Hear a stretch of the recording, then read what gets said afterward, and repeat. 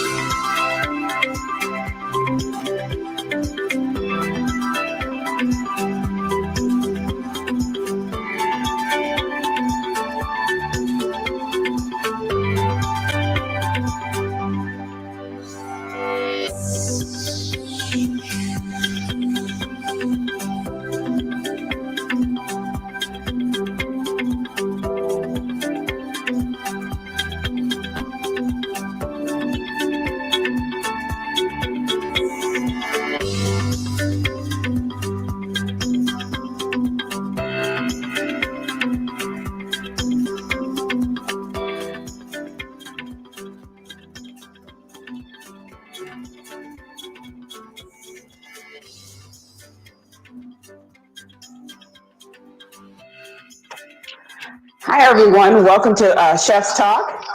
My name is Morietta Amos, and we're going to be hosting a really in-depth conversation this evening, talking about some obstacles, challenges, but most importantly, opportunities that exist in the hospitality industry. And we're going to be talking about this from the perspective of an African American chef. Joining me today is a rich, deep panel of chefs. And I'm so excited that they decided to join me this evening so that we can just kind of, have some family talk and share with you guys some things that we've been going through and things that you may be going through if you're a culinarian in the industry. But before I get to that, I want to acknowledge somebody who really helped this whole thing come together, Chef Darcy Chambers. Darcy contacted me sometime late last month and was concerned because she had heard some things and seen some things that made her think, what is my experience as a Black woman in the culinary industry, in the hospitality industry in particular. And she really just wanted to know, hey, how do you feel? And I want to know what the input is from other African American chefs that I respect. And so she asked us, hey, do you want to come together, have this conversation, and really kind of just go in depth so that she could hear our experience. And I really, really appreciated that. So tonight on our panel, I have three awesome chefs. I mean, heavy hitters in the culinary industry. And if you don't know their names, you're going to remember them tonight because they are really doing some awesome things. And more importantly, they really give back to the community. And you want to remember these names. The first person that's joining me tonight is Chef Jennifer Hill Booker. I've known Jennifer for a long time, and I can tell you that she is one awesome lady. She's a chef, she's an educator, and she's a business owner. So she's pretty much a jack of all trades, and she does everything. The name of her business is Your Resident Gourmet, and she's also a James Beard Foundation Impact Fellow. She's written 2 cookbooks, and I'll let her tell you about the third project that she has going on. But her first cookbook that I was honored to watch the process unfold on was Dinner Deja Vu, Southern Tonight, French Tomorrow. And she really took the history of her upbringing and music with her classic French training. She's a Le Cordon Bleu Paris, okay, that's heavy hitting, a Le Cordon Bleu Paris graduate. And she and I met when we were teaching at Le Cordon Bleu in Tucker, Georgia. And we've been kind of stuck together ever since then. But Jennifer is a wealth of knowledge. She's very well versed when it comes to the art of being a gardener. She understands everything as far as meats are concerned, healthy cooking. She's an avid traveler. She's traveled outside of the country doing chef demos, and she's a regular at the Disney Epcot Food and Wine Festival, where I am proud to say every year she's been voted the best dish. So I'm really super excited to have her here. My next guest is somebody else I worked with at Le Cordon Bleu, Chef John O. Canadu. And Chef Canadu is another just vault of knowledge. He's a certified German master chef. And when I say that, that carries a lot of weight because basically what I'm saying is that this guy went over there, did his thing, he was trained over there, and he ended up coming back a certified German master chef. But in addition to that, Chef Canadu is a member of the ACF, which is the American American Culinary Federation. He's a certified executive chef. He is a certified culinary educator. He's also a certified culinary administrator. So if you're looking to get certified, he's one of the guys that you would actually see on the testing panel, assessing your skills. Now, he looks a little scary sometimes in person, but I can tell you he has the heart of a teddy bear. He's one of the nicest, most generous people that I know. He's always willing to share his knowledge. In addition to that, Chef Canadu has also competed in many, many competitions and has more gold probably hanging around his neck from these medals than MC Hammer had back in the day. But now I know I'm dating myself. But anyway, he also recently won the Georgia Governor's Cooking Competition and won gold, silver, and bronze at several local, state, and regional competitions. In addition to that, he's the founder and CEO of Pro Chef Techniques and Pro Server Academy. So welcome, Chef Canadu. And last but not least, we have the infamous Chef Daryl Schuler. You guys are going to be really excited to hear from him. He's the founder of the Schuler Hospitality Group, which focuses on professional development through his institute based on culinary course program. So he's also developing his first cookbook, and I hear he's also looking at doing a little television work. And when you see him, I'm telling you, you guys are going to be completely impressed. He's another one that has a heart of gold. But he's also what I like to refer to as a unicorn. Chef Schuler accomplished something that I'm telling you, I know other friends of mine who've tried and failed. He accomplished something that's rare. He became a certified master chef. And in our industry, when you hear those three initials, CMC, you know some serious stuff was going down. It's a grueling test. I'm not mistaken, he can correct me. It's like 8 hours. I think it's somewhere in the area of 130 hours. And you have to know pretty much everything to do that. And the amazing thing is, he's the first minority. He's the first African-American to do that. And if I'm not mistaken, he did it on his first try. So I'm telling you, that's no joke. But in addition to that, he also has a plethora of medals and awards and honors. He was on the United States Culinary Olympics team. I personally had some of my former students go work for him, and they've talked about just how nurturing and guiding and how inspirational he is in the kitchen, that he doesn't let any of that stuff go to his head. He just treats everybody the same. And he's truly an inspiration and a mentor. So I want to take the time to just acknowledge all of them, because like I said, I've had the pleasure of getting to know them over the years, and it's like iron sharpens iron. They're always inspiring me, and I know the people that they come in contact with to do better, be better, and to never settle for second best. So I want to welcome them tonight, and I really appreciate them being here. So tonight, what we're going to be kind of getting into, again, I talked about obstacles and challenges in the hospitality industry. I didn't give much information on myself, but what I will tell you is that I became a chef in 2002. I had actually been doing it part-time starting back in 1998. I was a career changer. And the minute I got into the kitchen, I felt like I was at home. And it was just a natural segue for me to get into culinary. And I can say beyond a shadow of a doubt, I have not regretted one day of it. It feels like home. I enjoy it. And every day I get up excited. And I know there aren't too many people that can say that. And I know that people who know me know that I'm truly in my wheelhouse. But in spite of all that, there have been a lot of challenges. There have been some obstacles, but there have also been plenty of opportunities. And because I don't think any of us would still be here if we weren't still inspired by what we're doing. So let's talk or get into the meat of the conversation tonight. I'm just gonna bring it up like this. So George Floyd, Rayshard Brooks, Breonna Taylor, Ahmaud Arbery, the list is endless. These were senseless killings that really pushed the subject of racism and the Black experience into the international spotlight. All over the country, we saw people, not just in the country, but all over the world, people were holding up signs saying Black Lives Matter. They were saying, say their names. And I know that in my lifetime, I had never seen anything like that. And I'm sure there were many things that brought that to the surface. One, we're dealing with a global pandemic, which puts us into a quarantine. And I think a lot of that quiet time forced people to look at things that they had personally not really looked at before. And even though this has happened before, because I remember Rodney King, I think that we're just in a time where people are like, I'm horrified and something has to be done. So what has happened in our world, and in particularly in different organizations or different backgrounds and stuff, people are starting to reflect out loud, and they're wondering, what has the Black experience really been like? And they're asking questions. They want to be an active part of change. They want to push a more positive agenda forward. So a lot of them have been asking us questions. For some people, it's an uncomfortable question. But for me personally, as a minority, it's not, because I've been living this my whole life. But I'm also very grateful that there are some people who want to have this conversation with us and push another agenda forward. I hear people in churches, and there are people who aren't minorities or aren't African American having the conversation. They're talking about it in the entertainment industry, the sports world. Everybody's asking to hear our stories. Some people have been very immediate in acknowledging the part that they played to not only mute our voice, but ignoring what's been going on. And others have been very slow to speak.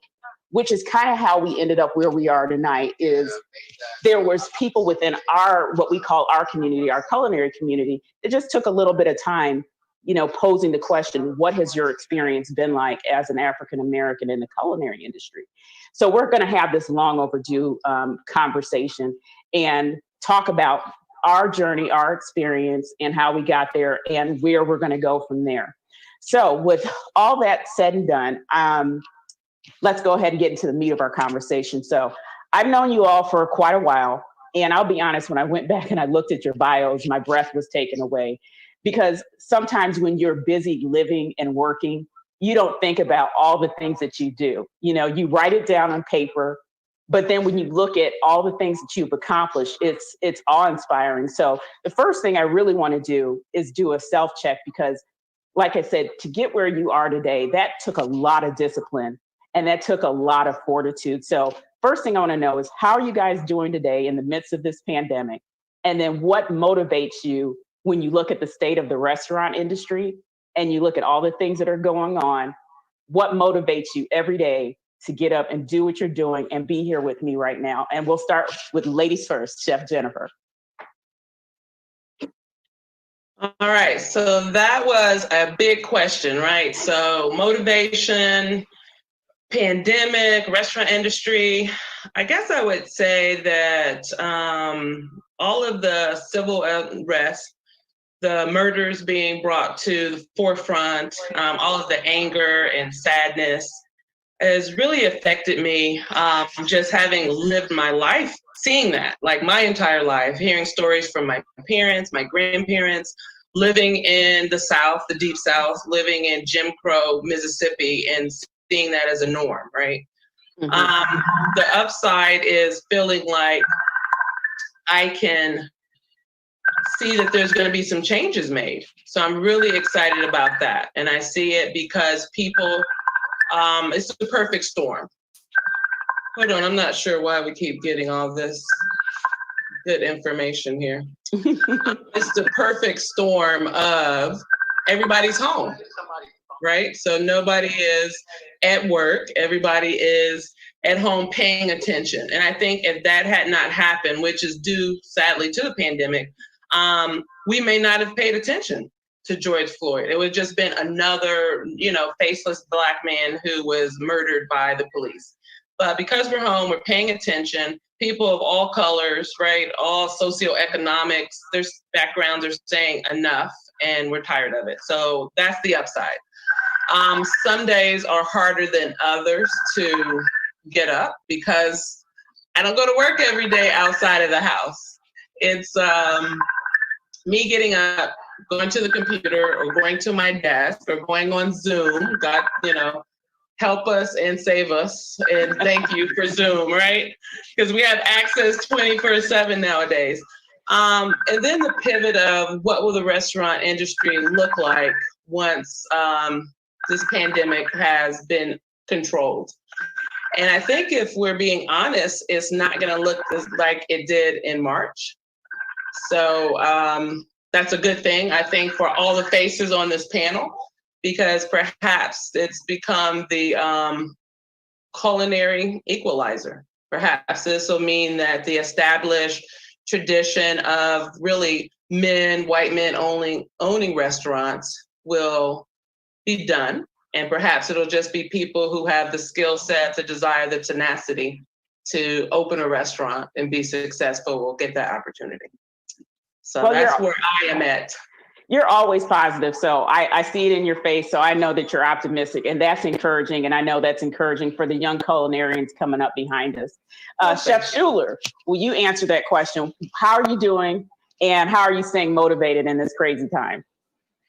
Well, first off, Marietta and everyone, thank you for having me on this panel. We've been here before. This is not the first time we had to reset our lives. I grew up in the South as well. I grew up in Florida, and we had moments where we had to go into survival mode, and I think that's where we are now. For me personally, I think this reset moment allowed me to really reflect on the current situation and what the future is going to hold for us. And so as chefs and as industry professionals, the one thing that we do really well is look down the road and make adjustments. And so that's what I've been doing. for the past couple of months is I walked away completely from the industry, went 100% into my own business. And I've been able to start 4 businesses in this COVID era. And a lot of people look at me and say, hey, wow, why would you do that? Well, the industry is going to come back, and the industry always come back. It's going to flourish again. It's just going to look a little different. And I think the confidence comes from that we spent so many years in the industry really perfecting our craft. And with that knowledge and with that skill, it's confidence. So anything come your way, you can go left, you can go right, you can make any move because we've done this before. And I think that's the most important thing that we have to put out there, is that this next generation have to really get engaged with developing themselves on all fronts, not just from a technical standpoint, but from a social standpoint, really be true global citizens, really, networking, because those networks is really helping me out today. And networks come from any diverse group of people. I think that's really important. But as an African-American chef and as just an African-American man, period, Black man, the fear is real. When I drive down the road, I'm following the speed limit. When I see a police behind me, I got my hands on the wheel pretty tight. And, you're not just doing that out of habit. You're doing it because it's just a natural thing. It's just something that we just had to be careful growing up in the South. You just never knew. And so I think this panel is going to help us bring a lot of good information to the forefront for those people who are listening to really help them as they move on as well. Thank you. That was well said. Chef Canadu. You're on mute. There you go. Hi, everyone. It's great to see everyone back again. And I'm happy to be here as well as everyone else, talking about the current world or international situation we've all encountering in terms of what happened here in the U.S. about George Floyd and many other innocent people that lost their lives through police brutality. Yeah, and also looking at this COVID pandemic. Yeah, I have to make a lot of adjustments in order to make sure that I can continue on rolling in the ball of my life on and leading it to the direction I want to make sure that everything is where it is supposed to be. Yes, I've making a couple of adjustments. What I do is not going crazy in the kitchens anymore. But what I do currently is that I design programs. And anytime we talk about taking ourselves to another level, everybody, most people just talk. But I have seen that, well, beside the talk, there is something else that can be done. Put something in practice. Make yourself available and useful for the people that will need you. So that is what I have used the common to comfort myself and targeted myself and moving forward. Because sitting back and waiting in all hopes to believe that, the economy is going to come back, COVID is going to go away in 2 minutes or 2 days and so on, that will not be good. So in this, they call something frustration experience. We are all frustrated. Well, we don't have to sit back and when the frustration dies out. Use the time that you are frustrated to make something else out of the frustration, of course, positively. And that is what I have been doing. And in reference with George Floyd, the situation, I saw all of it in the TV as everyone else. There are situations that it is hard to diffuse. But when you're going out there, you follow instructions or public instructions, you humble yourself, you find your way to diffuse anger that will be brought towards you. You can always be able to leave home and certainly, by God's grace, go back home safely. And that is what I have been doing up to now. Okay, well, no, I appreciate that because I know this has been a very trying time for a lot of people, and like I said, even the willingness for people to have this conversation, I think, is a step forward, and I am encouraged by that. But that does also make me think, You know, I heard Chef Schuler talking about, you know, driving home and being very cautious and mindful of his environment. And I have a lot of nephews, and I know that my brother, my sister, and everybody else has talked to their sons about, you know, the ABCs of, you know, being out in public while you're Black. And I know that's very stressful. But what it also made me think of is, you know, this is a tough industry, and we always tell, you know, new recruits or new students that this is a tough industry.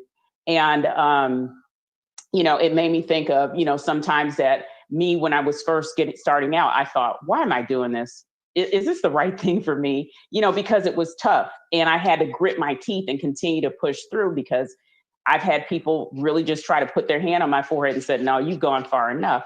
So what I'm wondering, what kind of challenges, or have you ever experienced that in your professional career? And do you think it was based on the fact that you're Black?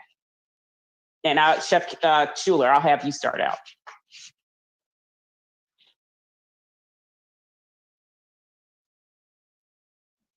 Okay, sorry. Okay. Great question.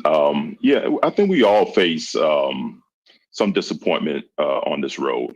For me, personally, I've always said that I would not acknowledge racism towards me. The first thing I would look at is myself and continue to improve on myself as a chef. So there's been times where I've went to a competition and probably didn't get the medal that I thought that I should have gotten. You can look at it two ways. If I had given 100% of my time and really did everything possible to put myself in position to do well, then you can probably question like why I didn't get, you know, maybe top place. But the first thing you always have to do is analyze yourself. And so as a chef, because it's so technical based, it's all about your performance. I think the first thing you always have to do, and that's what I've done, is always analyze myself. But there has been a time where just in the workplace, and that's where you see the blatant racism is in the workplace, where you have someone that's simply not even engaging with you, you know, and all you ask for in the work environment is just engagement, respectful engagement, so you can get the job done as a team member. And without that, you know, it's hard to have that overall success in the workplace. But to be honest, I never allowed anything to stop me. And that's the reason why I was able to do something that people say it was impossible for a minority to do, is pass the CMC exam. But I knew that, you know, with the proper technique and the proper training and the drive, that, you know, those walls can be torn down. So for me, I never really faced anything like that. I always analyzed myself first, and that has led me to where I'm at today. Do you have an anonymous specific incident that tested your nerves? Early on in my career, I remember doing a little demo, like a two-man competition. And I knew that I had blew this dude out the water. And it was crazy because most times in this industry, you are the only minority doing things. And so it was just kind of ironic that they gave the other guy the win. And I'm looking at myself like, how is that? You know, when this guy got overcooked, burnt, you name it, on the plate, and I got finesse, I got skill, I got approach. I know that I'm very methodical about what I do. And so you got to kind of question, like, you know, what was the motive behind that? So it's a little disappointing. That's one example. I can go into more, but I got to leave a little room for my colleagues here. So. Chef Jennifer. Well, it's funny he brought that up, because my very first cooking competition with Cisco ACF was Chef Schuler. So you go in heats, right? Like a relay race. So it was my first heat. And I remember, like, you go, he was very, you know, gracious, said, hello, this D-boy, hello. And took my hand, and I'm like, I'm very tall. And I'm like looking up at this guy, and he has this toque, his chef, I think is not regulation. I think it was like 18 inches tall. And he has this bistro apron. And in my mind, I'm like, I'm going to lose. But I did my best, but I didn't win. So I think that was an example of them just giving him the win because he's a male chef. I'm just going to put that out there. That's how I feel about it. Oh my gosh, that's funny. But no, I'm sure. I mean, come on, let's be honest. We know our mettle, we know our worth, we know our talents, and we know we're not going to win every time. But when you go and you do your best and you compare that to other competitors or other colleagues or other businesses who are doing better, you do have to ask yourself the why questions. But you have to be careful that you don't become bitter in doing so. And you just have to remember you can only test yourself against yourself, right? I know how well I did today. And then tomorrow I'm going to do better. And if not, then I have to look at myself and say, well, what didn't I do, right? How can I be better? Because if I spend my whole life comparing it to you or Chef Schuler, Chef Kennedy, whomever, I'll never be happy or satisfied or feel like I got my just dessert. So I just do, my very best every day. And we all know one another. So we know we all work very hard. And I'll admit, so I feel like I work very hard. So I have a low tolerance for others who perhaps do not work very hard. So. Gotcha. Chef Kennedy, go ahead. So from experience, things that have disappointed me in this kitchen or in this profession here is a lot. Anyway, if I'm going to say even a couple of it, we will need a couple of hours to finish this program. Okay, let's keep it brief. However, though, my simplest frustration is that it's here local. When I go or enter in a competition, I don't get anywhere. But I'll go outside here, and I'm always in the second or first place. But doing the same thing that I did here, local. Mm-hmm. So then I asked myself, wait a minute, what's going on there? But as many of you may know me, I just pull the cool down and I go, well, if it is not this time, it will be this time, another time. And because of that inspiration I've been giving to myself, I'm always almost able to put myself together to enter continuously in further competitions. I've been into a competition that I could tell just this person and this person, right, were the ones that were close to what I just put there. But then I find myself way back somewhere. I say, whatever. And I'll go, wait a minute. Is it because I don't know anybody here? But with all that put together, I always encourage myself, look at what others did, and inspired myself to take myself to another level. To some point, certainly, I was able to learn how to compete the way the people here want to see it. And that is when you get into frustration, what you do to make it a positive out of it. And that's encouraging. And I think that's another message that these young chefs need to know is that, if you get knocked down, you got to get back up and start cooking again. And but that brings me to another point is listening to some of the things that you guys have said. I know that I do a lot of cooking demonstrations, private and, around and stuff like that. And I'm never surprised when somebody is shocked when they see me.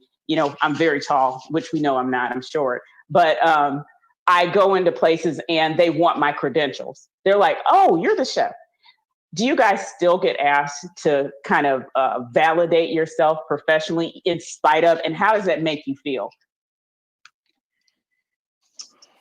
Wow, that's a very, very good question. I think for me, whenever you tell someone that you're a master chef, first thing they say, were you on the show with Gordon? I'm like, no, I was not. Yeah. That becomes a little frustrating because we just stamp the word chef on any and everything. So that's a whole nother subject. But there was one particular time where I went into a department store for food, equipment and stuff. And, I'm buying, a couple of things, a knife and something else. And the guy at the register was like, I asked him about the discount that they normally offer. And he was like, well, that's only for industry people. And I'm like, well, how do you think I'm not an industry person with this sharp knife here? But I said, well, I don't have my card. Can you put me up in the system? He was like, well, are you in the industry? I said, well, yes, I am. And he was like, oh, okay, well, I'll pull your name up. So he said, well, what's your first name? I said, Daryl. Then he said, well, spell your last name. I said, S-H-U. And then he paused. And he was like, are you Chef Schuler? I said, yes, I am. He was like, oh, My girlfriend was a student of yours. I said, it's a small world in this industry, brother. So not Yeah. only did he give me my percentage, but he gave me a little bit of a apology discount. But those are the times where, people just judge you. They don't really give you a chance to like just be a fair and respectable human being. You have to put your credentials on the wall first for them to just give you the respect that you truly deserve, just being a human being, point blank. So that's a driving force for me, and I'm pretty sure for a lot of the chefs. But it's unfortunate that we have to have a wall full of medals in order for people to really give us the respect that we need. Chef Jennifer. Oh yeah, definitely. Being a woman in our industry, which is still, even to 2020 and culinary schools and reality shows, it's still a very male-dominated industry. I believe there's more women on the pastry side than ever before, but not so much on the hot line or the hot side, and have definitely had to pull out my pedigree. And it's interesting because I've worked a lot of places and traveled and done a lot of things. But what impresses people is the Le Cordon Bleu Paris pedigree, which I get. But years in the industry, going to culinary school, graduating top of my class, teaching, writing, that doesn't get people excited. They like to see that pedigree. But then you have to bring it out, right? So if I go to an event and you check in as the chef, it's often a surprise that it's me, or they think I'm the sous chef or the manager or the girlfriend of the real chef that's checking in. What? And so I've had that happen before. And I don't get excited about it too much. Every now and then you like to just throw a little tantrum, just, show them you can. But, Right. I don't get excited because I show it through my cooking. I show it through my professionalism. I show it through mentoring other students. So my goal is when I leave whatever that event is, I want the students, I want the staff. I'm not real concerned about the chefs, but I want those people to say, oh, Chef Booker, awesome chef, very talented, did a great job. I learned something from her. And then that becomes my calling card. But just as a face to show up, oh yeah, it's definitely, they want to see those credentials. Chef Canadu. Yeah, as everyone, I've encountered several things, but I'm going to pull only one out. I've mentioned it before that when I was teaching in Germany and I have my apprentices working with me, right? There was a delivery guy that always come in, and I stand in there. He always walk past my face, and I go to the tall, blonde German kids that were my students. And I had to ask him several times why he does this. He didn't know anything. That he walked past me and go to the other guys. So I thought, I should do something. I called the owner of the company that he delivers for, and I told him that he should do me a favor. He should not send that individual driver to my facility again. Otherwise, I'm going to go to his competitor. So the following day, he sent the same guy again. But then he, the owner, drove behind him and came to the facility. So he asked me to let the guy know who I am in that building so that that will not continue. First, he's trying to let me educate his driver. And the second, he's trying to make me set up the stones that, hey, because he looks different, doesn't mean that he cannot run this place. And when I did that, believe it or not, starting from that time, I guess almost every other weekend, this driver and his family would come to the restaurant to eat. And he always let them know that, hey, I'm here. Yes, of course, he apologized. But the question is, what Chef Sheila said earlier, why do we always have to open the wide curtains or throw punches before people got to know who we are or what we have accomplished? Yeah, that is definitely frustrating, but that does bring me into another an area that I guess I'd like clarification. So I've seen a lot of people in the industry who have been elevated and they don't have the skills. The concept, the menu, the chef, it's all been average. But they get the money, they get the best location. And then I've seen some minority-owned businesses that people just kind of shrug their shoulders. Have you experienced that? And what does that make you feel even thinking about that? And I know we've all been to places where we're like, how did they get that spot? And how did they get that location? It's just average. And you're sitting up here being fabulous and, you know, but yet they're getting all the shine. Mm. Go ahead, let it out.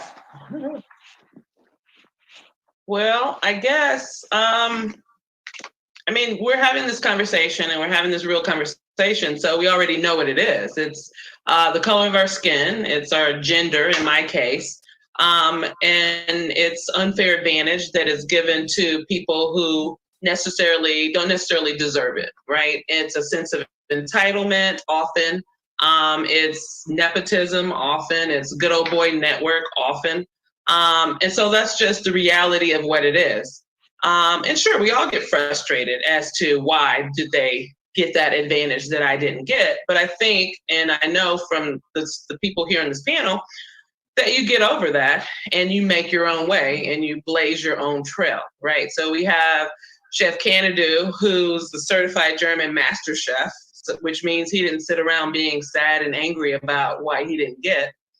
We have Chef Schuler, who's certified Master Chef here in the States, the first of only, one, which again, he blazed his own trail. You have myself who found that, working on the hotline in the industry as it's set up was not built for me to be successful. So I'll have to build my own hotline, so to speak. And in doing that, be successful, but also mentor and bring on other people who look like me, who are not getting those advantages that other, perhaps less deserving people are getting. You're setting me up for my next question, but I want to hear from the other two first, but you set me up real good. Thank you, sis. You're welcome. Yeah, I like what you said, Jen, and that's what makes the journey sweet, is that you went through all this headache and obstacles, and everyone voted you less likely to succeed, and everyone just looked in their crystal ball and saw your future, but yet you proved them wrong. That's what makes what we do so sweet, is that no one has any power over you. And I think that's so important, that you have that perseverance and that willingness to just kind of fight through and move forward. And that's how you become a trailblazer. That's how you become someone who is tearing down walls and breaking those glass ceilings. Because if Martin Luther King and those freedom riders, and if they turned around when they went over the Pettus Bridge the first time, if they didn't go back again being determined, we wouldn't be here today. So I think that determination is so important. And then you got to think about what Barack Obama said, the audacity of hope.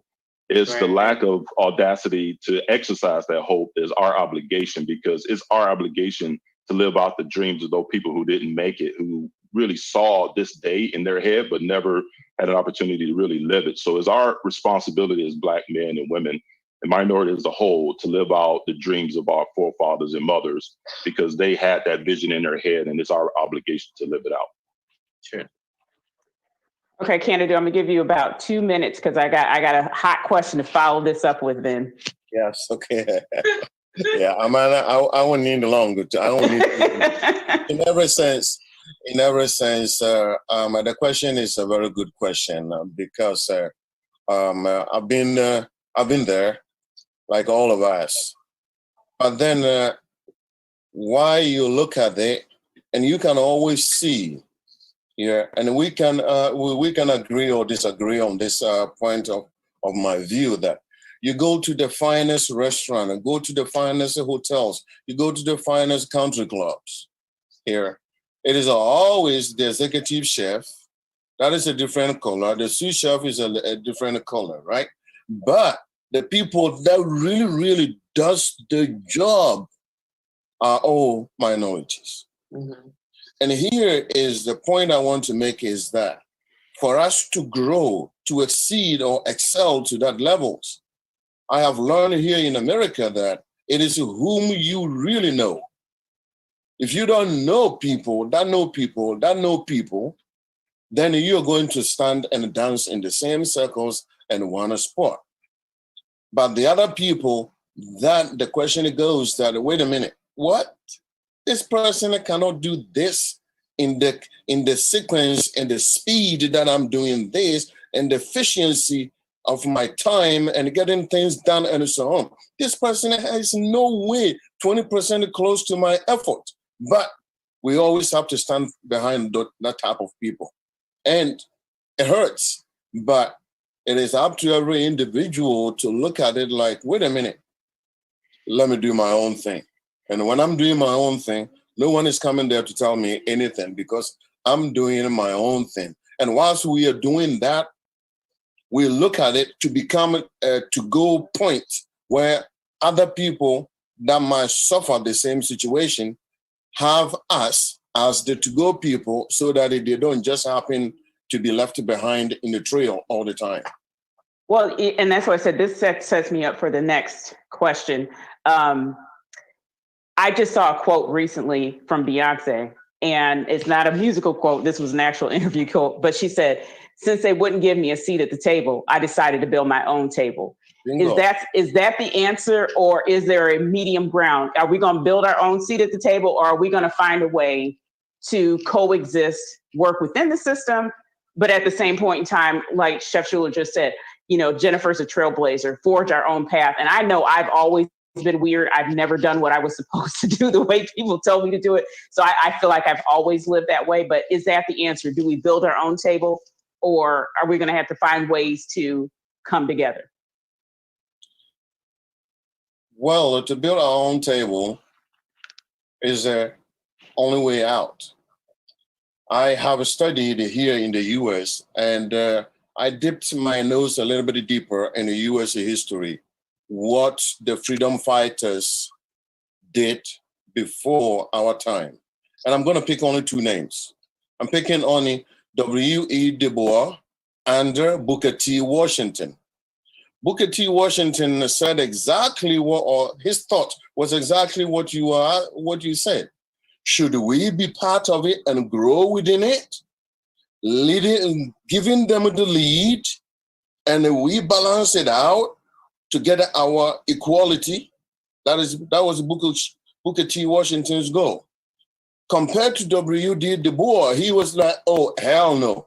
We are going through the main door. We are in it on our own, and we want to be recognized in the way we are. So right now, when we look at it, we can take a balanced weight from both ideologies and make our own way through it. What do you guys feel about that? I would say, I think you have to, right? Because if you build your own for only your own, aren't you doing the same thing that's excluding us now? But again, you can't wait for someone else to build that table or invite you to the seat at the table. Nope. So in my mentality is, yeah, I will build that table, but guess what? It's open to everyone who wants a seat at it. I'm not going to make it exclusive only to people that look like me. And I think that that's where the disconnect from groups like Black Lives Matter is. People think, oh, it's only for Black lives. And that's not true. It's yes, but no. It's yes, we need to make you aware that, hey, we do matter and we're here and we're tired of all of the brutality and everything that's been kept from us. But that's not to say your life doesn't matter as much as ours, right? So for culinary and building that table and having a seat at the table, I want everyone to have a seat at that table with the understanding that I'll probably have to build it myself so that I can have a seat at that table. Gotcha. Chef Schuler, any input? Yeah, I agree. I think you need a little bit of both, especially starting out in this industry. I think sitting at someone else's table to learn how to really properly build a table in the way that you want it to be done and the type of hospitality that you want at that table. I think you need to be exposed to that. And regardless of when or how you decide to build your own table, some people can build large tables, some people can just build a little one-man table. But the most important thing is that you got to help as many people as possible with whatever you have. And that's where we're going to really benefit as a community, is that we have to be a little bit more hospitality driven, to where we're helping each other and thinking about unity. You know, if you want to go fast, you do it by yourself. But if you want to go far, you do it as a group. And I think we got to get back to that strong community once we all decide if we want to build that table, we got to do it together. And I like that. I love the fact that we're, coming up with solutions and not just kvetching and giving problems, but we're coming up with viable solutions. And I hope that those who listen understand that, the whole focus of even what's going on as far as racial tensions is really, we want to work together. It's not about, always getting your pound of flesh. It's like, we want to be a part of this thing, but, like Chef Jennifer said, it might, entail us building another table so we can invite people in there. But that brings me to another point. I've been reading a lot of articles throughout this pandemic. And one of the things, quotes that stood out to me that, I'll be honest, infuriated me because I realized it was short-sighted, was that Black chefs are difficult to work with. And that's why we weren't being invited to do things on Food Network or at America's Test Kitchen and all this other stuff. And that was a direct quote. And, I know that there are a lot of people that have talked to me recently and like, well, why aren't you, or why isn't this person, more visible? What do you think that the media, as far as food media, can do to elevate our presence, or and also what can these professional organizations like ACF do in order to improve their outreach? Because we are here, we have a very distinctive voice and a diverse voice. All of us on this panel have different things that we specialize in as far as food. And it's like the other quote that I heard as well, all of you guys just know Southern food. And it's like, put the brakes on, bruh. It's much more diverse than that. So what can the media and what can these professional organizations do to expand their outreach so that we are more a part of the community? We feel welcome to it. I think, first of all, that quote, I read the same quote about Black chefs are difficult to work with. So I think, first of all, that's BS. And whoever said it was just trying to grasp at straws. Because we're not there to work in the first place. We're not in those places, right? We're not at the big glossy magazines or the restaurants, owning them ourselves or being the executive chef most of the time. And if we are there, a party of one, chances are we are saying what is unjust, right? Or pointing out what's not fair. And that may not be well received. So maybe that's the difficult to work with part. As far as getting out there, I think it'll take us really pushing one another forward and singing the praises of our colleagues that are in the industry, other minority chefs and cooks and line cooks and prep cooks, restaurant owners, everything that we do, photographers, writers, all of that, because I don't think that we really push one another up as much as we're able. And it could be the fact that we don't recognize how strong our voices are. And we're so busy with our heads down trying to make a living or make a mark in the food service industry that we forget that to the right and left of me is someone doing the exact same thing. And to push forward and so Morietta, you said, like, how can we get the media to recognize us? We have to recognize each other. And that'll push it forward, and be mindful that it's okay for me to say, good job, John, good job, Daryl, right? Good job, Morietta. That doesn't take away from me. And that helps more people see what you're doing, which elevates all of us. Nice note. In this industry, we believe in like one supreme chef, right? We believe that God only gave one great talent to the world. And it's us, it's you. Everybody think they're the only one. And that's the problem, because you hit it right on the head, is that if we work together and really collaborate with one another and really exchange ideas to where we can continue to grow as a community, as a group of chefs, just as industry professionals, I think we can kind of tear down the stereotypes, because that's what's giving people to think that we're difficult is because they have a stereotype of a Black man or a Black woman. And so I think it's so important for me throughout my career, and this came from my mother, is to always be the sharpest, the most important, most professional person in the room, and you always get respect. And so whenever I walk into a kitchen or whatever, I have the clean, sharp, pressed jacket, and I'm always on time, and I'm always just a good team member. So I think you got to break the stereotype with professional development. That helps out a lot. But as we move on in this conversation, I think the one thing that is really important is that in order for us to really grow as a community, I think we have to really get back to doing it together. And I think that's where we're going to really shine. I agree with that. I do. And, we're getting close to time, and this has been an excellent conversation. And I know that there's many stories that we can go on from there. But speaking of, elevating, I do want to acknowledge some particular organizations and restaurants that I've been keeping track of, who've really been doing their, grinding it out during this pandemic. And I know it has to be very frustrating, but some of the ones that pop up frequently on my timeline and in articles, one is Twisted Soul Cookhouse and Pours, owned by Deborah Van Treese. She's been just being innovative repeatedly. And I think that's awesome. I also was reading about Jeremy Weatherly, who runs 827. He's been doing pop-up restaurants down in East Point. And then I read about Eli, I hope I don't pronounce his name wrong, but Eli Yahoo and Asa Yisrael. They own local land, organically grown gardens, and they've been doing food boxes because they produce so much produce that they've been encouraging people to get food boxes.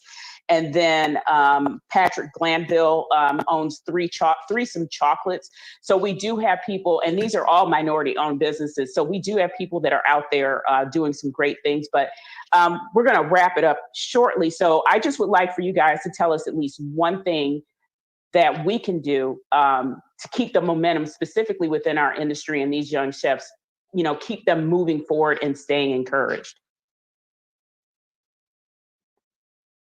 I think what we're doing right now, having a conversation, right? An ongoing conversation.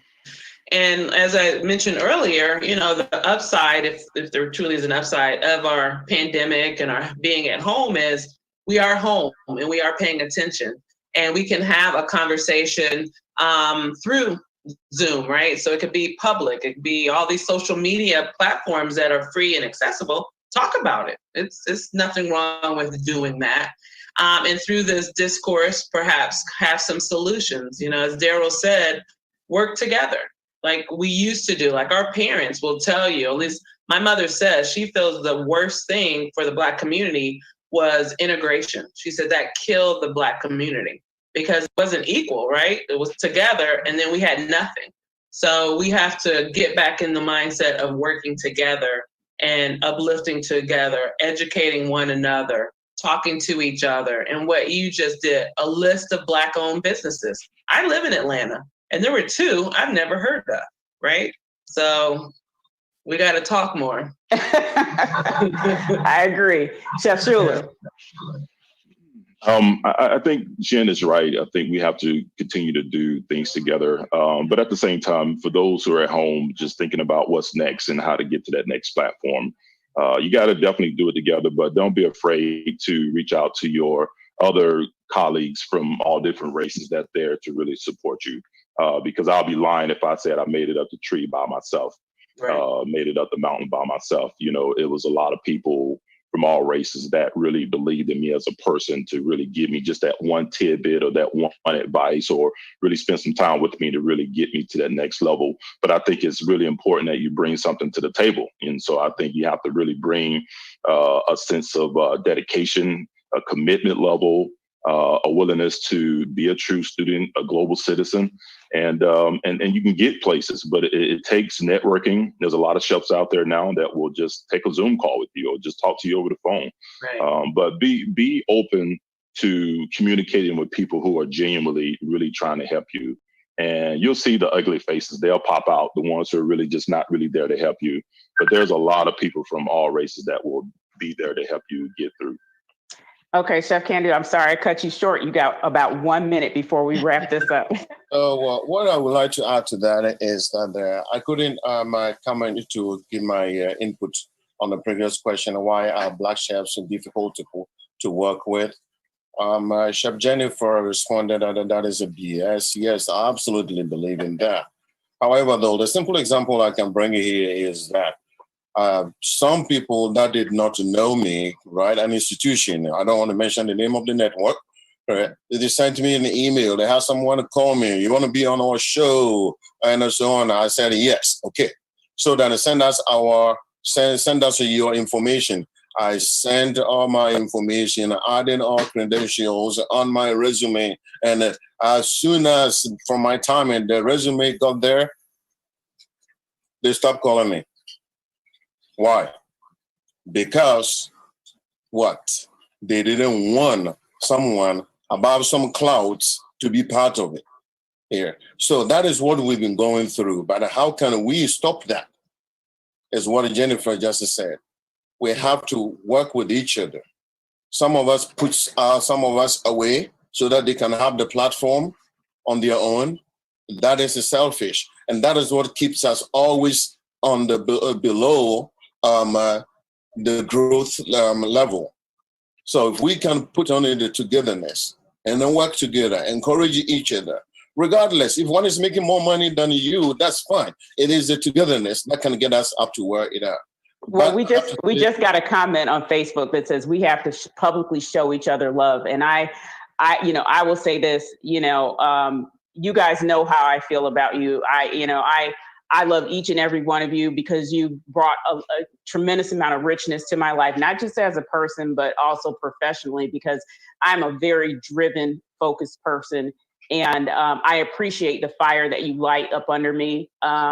I appreciate the fact that you helped me to see outside of my own boundaries. Because like I said, this was a new career path for me. And I've been graciously afforded so many opportunities to excel in what I do and to, reach out to other people and, share my love of what we do. And I think that's one thing that ties all four of us together tonight. We love what we do. And not only do we love it, we're very good at it. And I don't say that with, a bragging spirit. I say it for real because we really do. And, chefs are one of the few people that can sit together and talk about something as simple as rice for 2 hours. And everybody's like, what are you talking about, rice? But we enjoy it. But I appreciate this conversation because we're going to wrap this up. But I appreciate you guys taking time out of your night to talk with me. And I'm sure we're going to get a lot of feedback. Like I said, I've been seeing some posts pop up from people who really appreciated our rawness, our realness. And I'm sure this won't be the last conversation that we have. I know that there's much more I'd like to talk about, and I'm sure there are things that you guys would like to talk about. But one thing I do want to end on the note is, one, everybody who's listening, please get out and vote. Most states have an office where you can drop your ballot off. Okay, I know everybody's concerned about the USPS, and I know for a fact that right now they've suspended all that nonsense. It's been put on hold because it's gotten so much backlash. But be safe. Go either vote early or drop your ballot off in person, because voting does make a difference, whether you think it doesn't or not. And then the last note is support your local restaurants and chefs. Restaurants are the backbones of many, many communities and cities and towns and all that other stuff. Without those restaurants, a lot of these towns would not survive the way that they've been surviving. So please get out, support your local chefs, tip your servers, and be kind to your restaurant industry. Because like I said, if you don't want to cook, you got to come to us and rely on us. So just support your local restaurants. And you guys, thank you so much for joining me tonight. I really, really appreciate it. And I wish you guys all the best health, wealth, and success and happiness. And even though we live in the same town, I'm so happy to talk to you guys by Zoom. And hopefully we'll get a chance to do this again soon. Thank you, guys. Thank you. I love it. Thank you. So Thank good. you.